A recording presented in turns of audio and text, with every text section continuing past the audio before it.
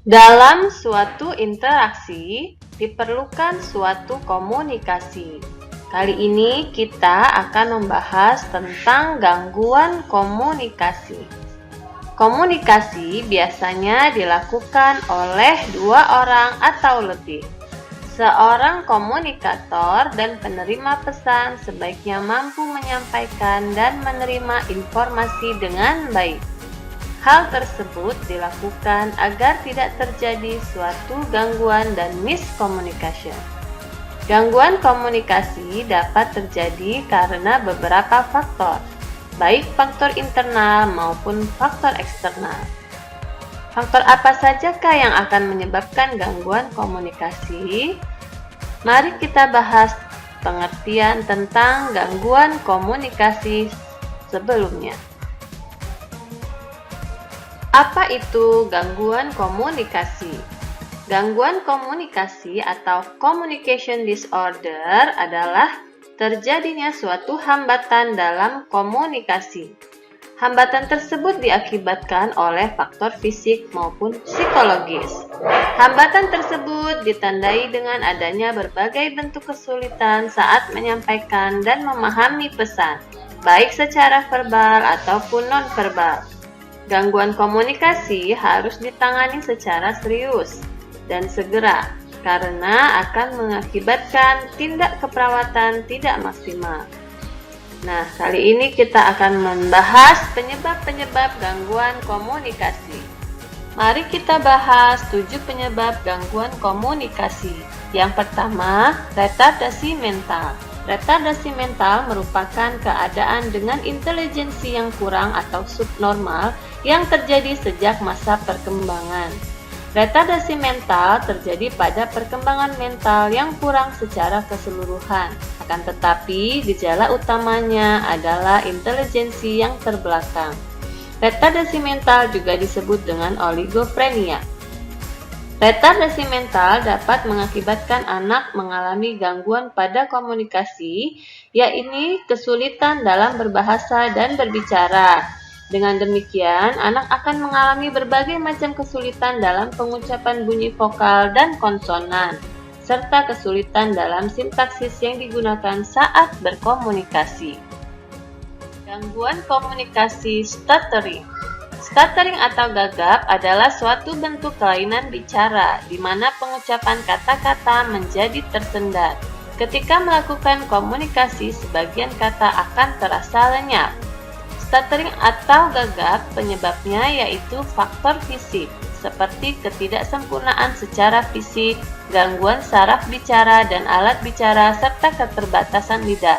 Selain faktor fisik, penyebab gangguan gagap atau stuttering yaitu faktor psikologis, berupa ketegangan akibat reaksi lingkungan seperti stres mental karena sesuatu yang dirasakan tetapi tidak mampu dilakukan.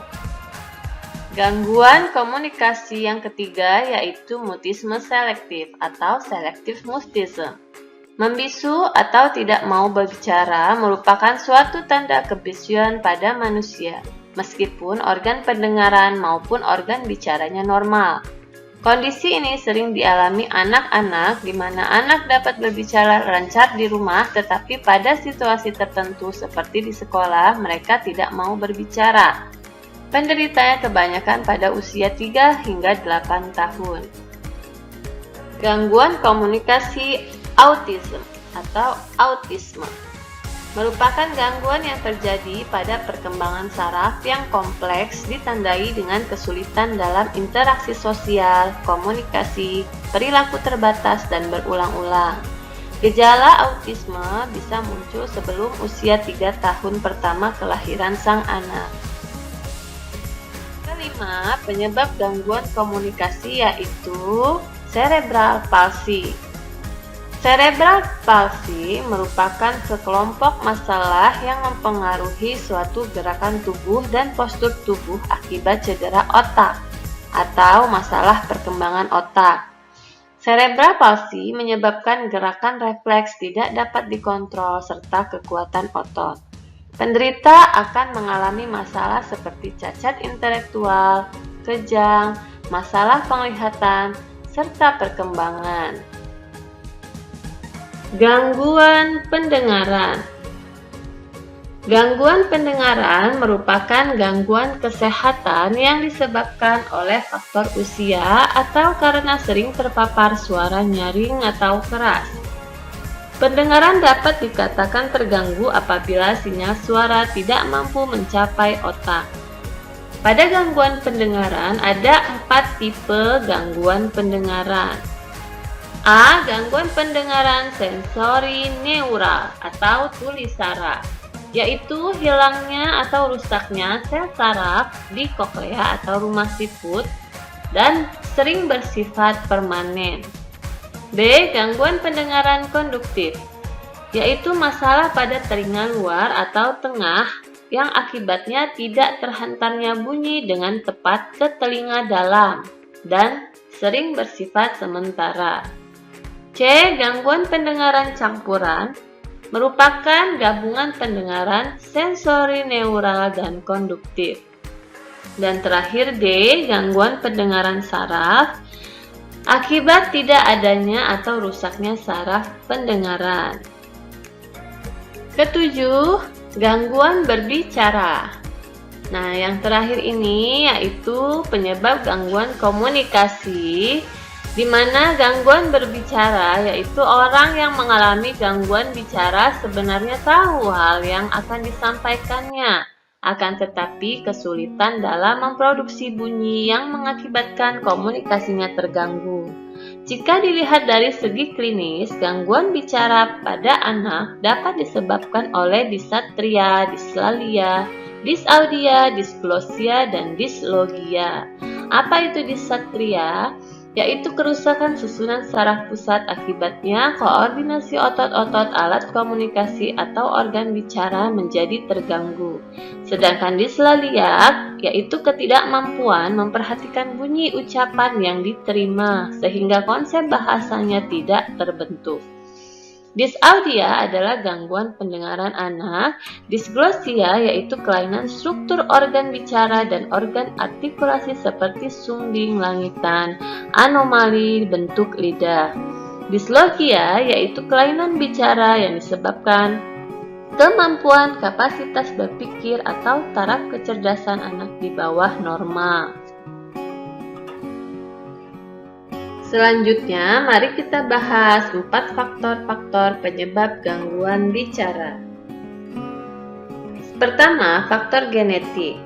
Suatu kelainan genetik dapat menyebabkan berbagai gangguan ataupun mengakibatkan berbagai bentuk penyimpangan sistem saraf pendengaran yang menuju ke otak, sehingga otak menjadi lambat dalam memproses data berupa kata-kata dan meneruskan kembali ke saraf motorik pada lidah dan mulut, sehingga bisa menyebabkan gangguan bicara.